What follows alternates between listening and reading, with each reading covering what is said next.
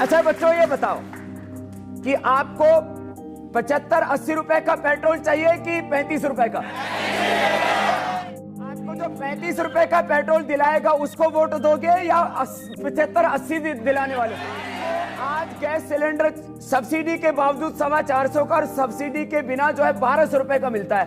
यदि आपको गैस का सिलेंडर 300 या 400 रुपए का मिले उसको वोट करोगे या 1200 रुपए का देने वालों को? सरकार तो ये बनाएंगे, आप थोड़ी बनाएंगे, हम थोड़ी बनाएंगे। आप ऐसा करते हैं, हमारे रजत जी को आपकी अदालत चलाने देते हैं, गवर्नमेंट अपन बनाते हैं। स्वामी जी ये जो आप सपने दिखा रहे हैं, अरे अभी जो टैक्स लग रहा है 50%, वो 1% पे आएगा तो प्रैक्टिकल बात कर रहा हूं। अरे इतना अर्थशास्त्र तो हम नहीं पढ़ रखा। रजत जी एक बार सुनो। देश की सच्चाई सच छुपने नहीं देंगे। नमस्कार, आदाब। आप देख रहे हैं देश की सच्चाई और हमारे सामने हैं इस समय प्रसिद्ध समाज सेवी बीके कटारिया साहब। जैसा कि आप देख रहे हैं, देश में निरंतर तमाम वो वस्तु जिसका उपयोग प्रतिदिन आम भारतीय करते हैं, विशेषकर यातायात में, जैसे पेट्रोल, डीजल और अन्य वो सामग्रियां जिनके बगैर आम जन नहीं रह सकते, निरंतर बेलगाम वृद्धि हो रही है। और उससे बड़ी बात यह है कि इस पर सही ढंग से अब तक आवाज़ नहीं उठ रही है देश के किसी कोने से या राजनीतिक दलों से। इसी विषय पर बात करने के लिए आज हम यहाँ पहुँचे हैं बीके कटारिया साहब के आवास पर, जो एक सामाजिक कार्यकर्ता भी हैं और मुखर होकर अपनी आवाज़ सदैव रखते हैं। कटारिया साहब, आपको याद होगा 2013 और चुनाव के पहले 14 से पहले, चाहे अन्ना हजारे हों, चाहे बाबा रामदेव हों, चाहे आज के प्रधानमंत्री तब के गुजरात के मुख्यमंत्री मोदी जी हों, महंगाई के खिलाफ बड़े बड़े आंदोलन इस देश में हुए। लेकिन आखिर क्या कारण है कि अब जबकि वो पिछले तमाम रिकॉर्ड डीजल के, पेट्रोल के और कई और सामग्रियों के टूट रहे हैं, लेकिन आवाज़ वैसी नहीं उठ रही है? क्या कहेंगे आप? पहले तो मैं आप सभी का अपने निवास स्थान पर स्वागत करता हूं और सभी देश की जनता को मेरा नमस्कार। आपने जो क्वेश्चन किया 2013 से पहले का, जिस टाइम में मनमोहन की सरकार थी, मोदी और जो अन्य भाजपाई या जो अपोजिशन लीडर थे, वो हमेशा ये पूछते थे कि आज इतनी महंगाई है, उसका हिसाब किताब कौन देगा, क्यों बढ़ रही है। और ये भी कहा जाता था कि देश के बॉर्डरों पर हर रोज सिर कटते हैं, मरते हैं सैनिक जो लोग हैं, उनको कौन देख रेख करेगा। मैं खास तौर से ये आज जो देश के शासक हैं और मोदी के बारे में कहना चाहूँगा, ये कुछ ज़्यादा ही पूछा करते थे कि आपको हिसाब चाहिए नहीं चाहिए, आपको जो देश का पैसा है उसका हिसाब चाहिए नहीं चाहिए, जो बॉर्डर्स पे सैनिक हैं वो मारे जा रहे हैं, जबकि ये मनमोहन सिंह या जो कांग्रेस के हाथ में इसकी बागडोर है वो क्यों नहीं लगाम लगाते। मैं आज पूछना चाहता हूँ, आज मोदी जी का शासन है, मैं बड़े प्रेम से, बड़े आदर सहित मैं मोदी जी से एक क्वेश्चन करना चाहता हूँ कि आज क्या हो गया। आज और कुछ नहीं, एक नेपाल जैसा देश जो हमारा सदियों से मित्र रहा, हमारा देश का एक हिस्सा माना जाता है, वहाँ पर बहन बेटियों की एक दूसरे से शादी वगैरह भी होती है, आज वो भी हमारे अगेंस्ट खड़ा हुआ है। चीन तो पहले से ही था, पाकिस्तान था, और ये जो प्रोपेगेंडा है जो चल रहा है, ये सब क्या है? आज कौन इसका जवाब देगा? और मोदी जी कह रहे हैं कि कोई हमारे सीमा में घुसा ही नहीं, तो 20 सैनिक कहाँ से मारे गए वो? आज उसका हिसाब किताब कौन देगा? आज क्यों नहीं देते हैं? आज क्या हो गया हिसाब किताब को? एक सर के बदले 10 सर की बात कर रहे हैं। पहले मैं वही कहना चाह रहा था कि एक सर के बदले हम 10 सर लाएंगे, और आज क्या है? एक सर तो दिखाए कोई। आज जो मोदी ने देश की हालत की है, ऐसा कभी हमने देखा नहीं, अपनी लाइफ में नहीं देखा। मेरी आज 69 ईयर्स की एज है, मैंने ऐसा कभी कोई शासक नहीं देखा जैसे कि मोदी कर रहा है। और पहले जो पीएम फंड था, आपदा फंड था, आज पीएम केयर फंड हो गया है। ये क्या क्या है? ये सब घोटाला, ये घोटाला ही है। जब पीएम आपदा फंड पहले से था और आपदा के समय में उसको खर्च किया जाता था, आज जो है पीएम केयर फंड है। इसका मतलब तो पीएम की यानी कि जो प्राइम मिनिस्टर है उसकी देखभाल करेगा, बाकी सब लोग क्या है। और ये हुआ भी नाम बदलने में तो ये बहुत माहिर हैं। योजना आयोग का नाम नीति आयोग, और कई और योजनाओं का नाम बदला गया, तो इस फंड का भी नाम ये फंड का भी नाम चेंज किया है। और सारे देश के जो भी इन्हें लगता है कि नाम चेंज करने से कुछ बदल जाएगा, बदल तो गया। खैर, इसने देश को ही बदल दिया है, देश का बेड़ा गर्क कर दिया है। सबसे पहली बात तो ये है।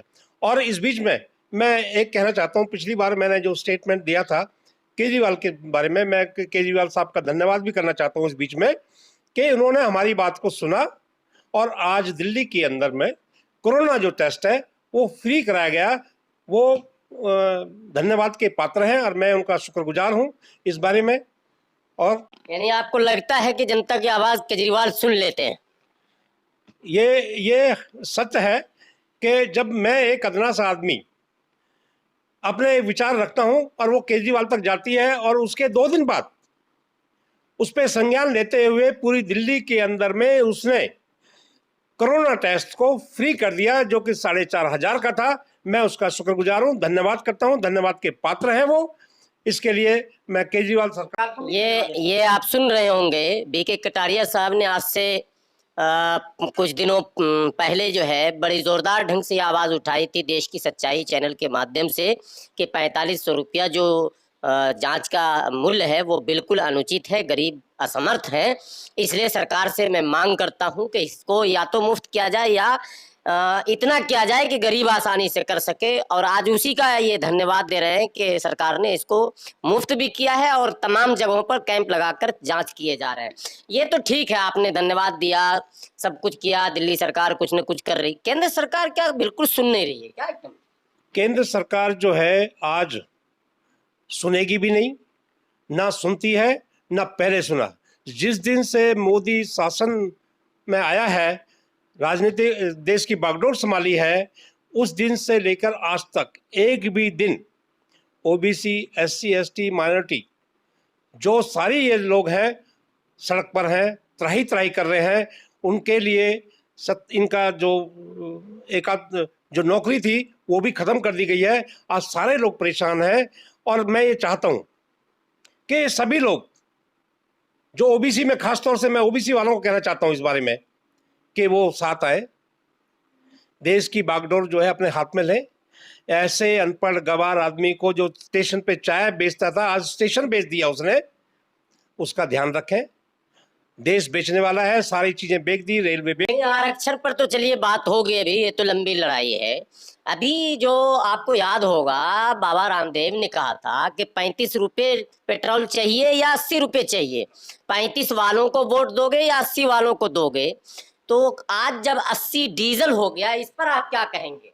मैंने बहुत अच्छी तरह से वो इंटरव्यू देखा था रजत शर्मा के इंडिया टीवी पर, जब रामदेव ने ये कहा था। 2013 की बात है ये, मुझे अच्छी तरह से याद है।